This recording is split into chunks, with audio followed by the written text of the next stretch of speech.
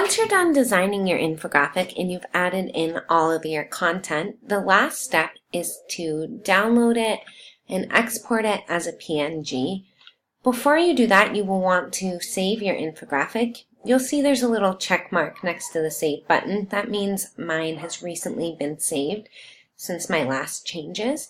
It's always a good idea to preview your infographic before you download it to make sure that everything looks okay and there isn't anything that stands out that could be distracting or get in the way of the information in your infographic. So mine looks okay.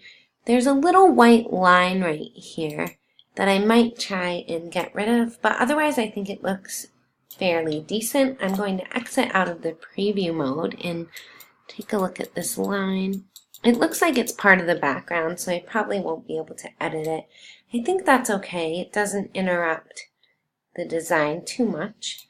So now I'm going to click the download button. You'll see that the PNG has already been selected. You'll want to choose medium for the quality. This will allow you to change the size of your infographic once it's downloaded without distorting the image. You could also download it in blocks, which will break it up into pages. It just depends how you want to use your infographic. For now, I would recommend leaving it the way it is. So you're going to click the download button and you'll see the infographic show up on the bottom. We'll go ahead and click on that. Now that my infographic has downloaded, I'm going to go ahead and double click on it and it pops up. Oh, two of them. So after I get it to pop up, I want to make sure everything looks okay.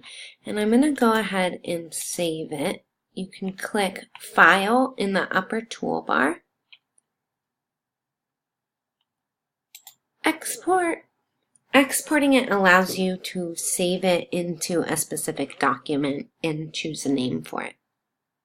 After you go ahead and save your infographic, make sure you have it in a place that you will remember. I'm going to do my desktop and I'm going to title it About Me.